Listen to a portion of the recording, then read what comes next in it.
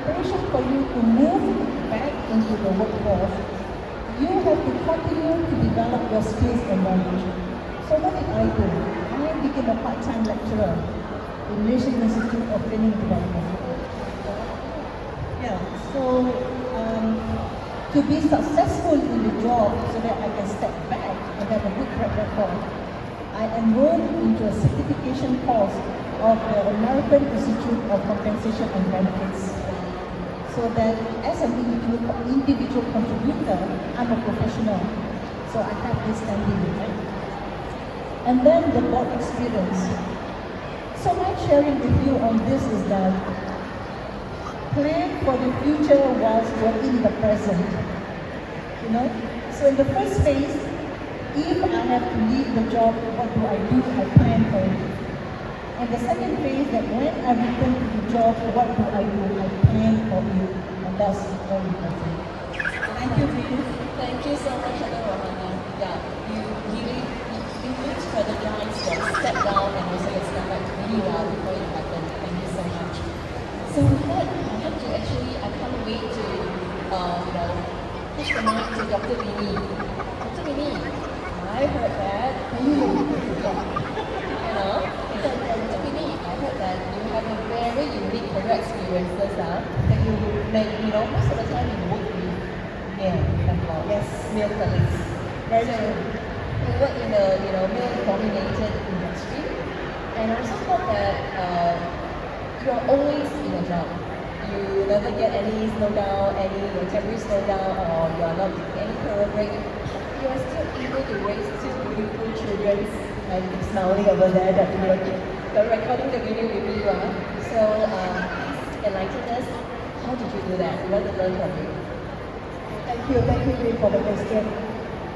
Of course, it's a very exciting journey because I'm an engineer by profession. So what I do is I develop equipment for testing, back-end testing for Intel. It's a very niche position, and I'm the only female, only Asian in the team. And in fact, recently I had my birthday, and my whole team that I've been working to, they always send me greetings, and they call me Queen of the Crew. Queen of the Crew. Because I'm really female, right? So it was difficult at the very beginning for me to really be recognized for the job that I do rather than the gender that I carry.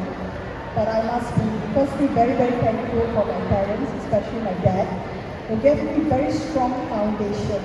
And to him, it didn't matter whether you're a female or a male. If you need to do the job, you just get it done. And there was no gender discrimination in the family, so I did not experience that. So that's one of the reasons why I was able to go into engineering and end up in this kind of position. So I spent about 15 plus years in this engineering field, purely with just guys. So I think the good part is I learned how to appreciate or know how to think. Because I realized that a lot of times the women come and say, hey, the men are not helping. So, because I just am not guys. So they keep telling me, why is she telling me like that? Why is she? So it's because they have a totally different perspective. So it's not that they don't want to help, it's just that their perspective is very different. So for me, why I didn't take the career, just now you told the statistics, people leave out at 29 years old, right? Exactly. I only got married in my mid-30s, so I passed. You must So I was very, very focused in my career. As I said, my dad was like a tiger dad. It's like, okay, we get you all this, what do you want to do? What's your aspiration? So I did meet other people during my career, and I must say when I was 40, it didn't work out. We didn't get along, it was not the same frequency, that's what I tell them in engineering firms, not the same frequency, and especially being Indian female. Sometimes it's not the guy, it's their parents not the same frequency. Because they don't quite get it together, the women, because of my work nature, I work very late, I travel a lot, and all the people that I go with are men. So there's a lot of different thought process, right? So So all that played into place. But the most important thing is, as Dato Rohana said, the universe always has a plan for you. If you are visioning, and I had the vision, and I told my dad, if I meet the right person, I will definitely get married. And definitely I met my right person here, my right guy there. Must give him a big round of applause. Yes! The man in black today. Yeah, the man in black today.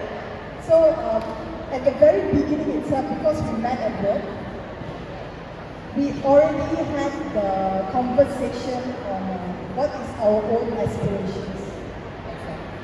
So it was very important to have that kind of a conversation. What I wanted to do, what was my career goal, what we wanted to do. And of course, we also thought about if we start a family, what we want to go ahead and do. And how we want to engage the support structure within it. And all was already discussed before we went ahead and got married. And you know, as she said, we are also very strategic, very planning. We plan to get married. In fact, I even planned to have a baby because I was having major projects. So it's like, okay, I'll give my time 6 months. If I don't get pregnant, I'm not going to get pregnant after 2 years, right? Wow. So these are the things that we actually, you know, you talk to people think, are you crazy? But you have to plan. When I had my first daughter, I was promoted. When I had my second daughter, after 2 years, I got another promotion. Alright. So, if you see, it was nothing to do about me being pregnant or not.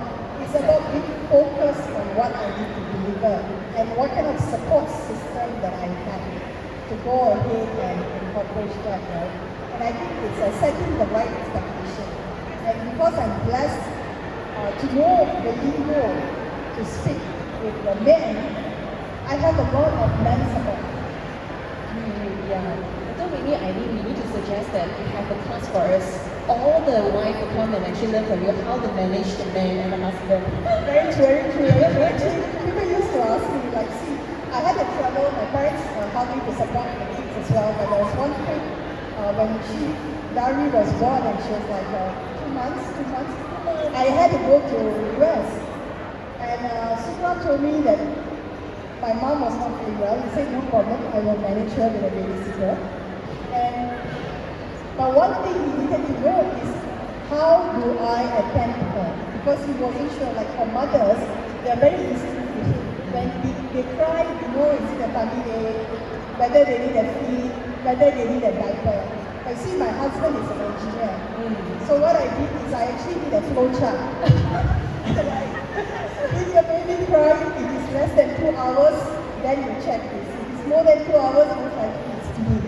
So it's all very clear on what they need to do. So he was able to interact. Okay, this is easy, we can fix it. So that's how we work. So I think it's very important you communicate. The problem is, you know, they say that women talk chicken and men talk duck. So we have to convert the language. You talk the same language, then you can leverage the support. So that's how I started the journey. And after, my husband was also in corporate. So he was a director of engineering in ASC. While I was a director at Intel, then I moved to IHS to market as a managing director. At that time, Subra decided to leave his job and start his own business. So at that moment also, both of us had a discussion. How is it going to impact the family, our career, his career? And it's very important that we understand the decisions that we make once we are married is taken into consideration.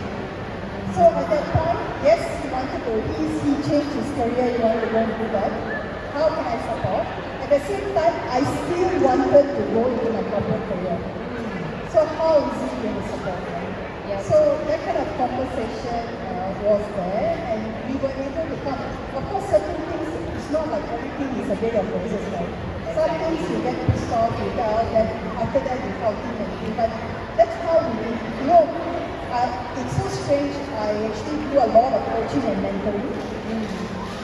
In the corporate world or in organization, you have a lot of clear expectation that you set. You know exactly what is done. But when you're in a married life, I find a lot of women, they come and tell me, you know, my husband. So the first question I ask, did you clearly tell him what do you want? And what do you want him to do for you? Have you actually put in all the recommendations? It's like a proposal, right? As you mentioned, right? You take a look at the 5 things, that's a proposal that you need to create. Are we having that kind of a conversation? And I think if you do that kind of stuff, nothing is impossible. Everything is possible. Yeah. I think maybe after hearing your story, I started to think that the combination of engineer wife and engineer husband works because flowcharts helps a lot, yeah.